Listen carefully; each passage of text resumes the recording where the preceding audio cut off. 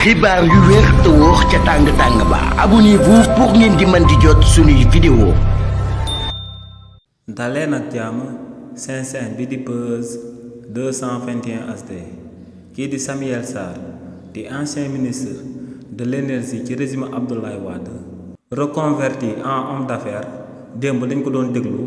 jëmale ko ci coowal blanchissement d'argent bi nga xam ne moom la ñuy toppee kii di Amadou Sall di doomu président Macky Sall ak Wally Seck di ak artiste centre mbalaxmaan bu kenn dootu présenté ci réew mii di Sénégal si li ni mel enquêteurs yi démb demoon nañ ca kër kookee di Samuel Sarr daal di ko fay samp ay laaj jëmale ko ci ñaari oto yi nga xam ne da koo jëndee woon ci kii di Amadou Sall di doomu président Macky Sall ñaari oto yooyee benn bi marque Range Rover la beneen bi Mercedes-Benz S500 te seen njëg ñoom ñaar boo ko boolee day toll ci 200 millions de francs CFA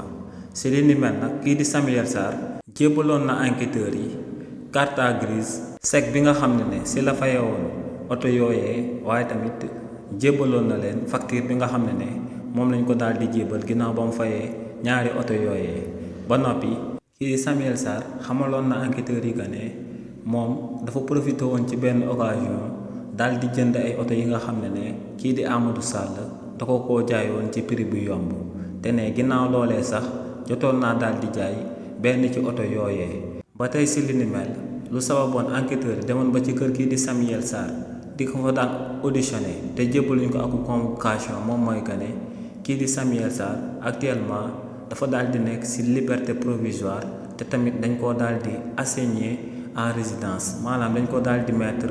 sous résidence surveillée li ni mel moom moo sababoon enquêteurs yi demoon démb daal di auditionné kii di Samuel Sarr ca këram jëmale ko ci ñaari oto yi nga xam ne da koo jëndee woon ci coowal blanchissement d'argent bi nga xam ne moom la ñuy daal di tudd kii di Amadou Sall ak kii di Wally Seck.